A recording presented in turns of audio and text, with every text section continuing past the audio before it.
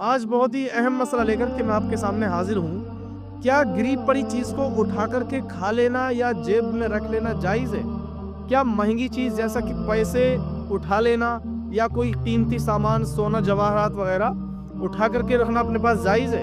तो याद रखिए, बहुत सारे लोग तो ये समझते हैं कि हमारी किस्मत की मेराज हो गई और ये तोहफ़ा हमें अल्लाह की जानिब से मिला है। इस बातिल गुमान को अपने ज़हन से निकाल दीजिए। हुक्म ये है कि अगर आपने ₹10 से ज़्यादा की चीज़ उठाई है, तो आप 1 साल तक उसके मालिक को तलाश करेंगे। 1 साल तक मालिक को तलाश करने के बाद अगर वो ना मिले तो अपने पास रखिए, अगर वो आ जाए तो उसका माल दे दीजिए और ना आए तो उस माल को सदका कर दीजिए। सदका करने के बाद अगर उसका मालिक आ जाए तो फिर अपनी जेब से आपको उसके पैसे देना पड़ेंगे। उसकी अपनी जेब से आपको उसकी कीमत अदा करनी पड़ेगी। अब आपकी मर्ज़ी भाई, आप गिरी पड़ी चीज़ को उठाइए या मत उठाइए। ये नुक्ते का मसला है। फ़क़त विस्सलाम वल्लाहु अअलम बिस्सवाब।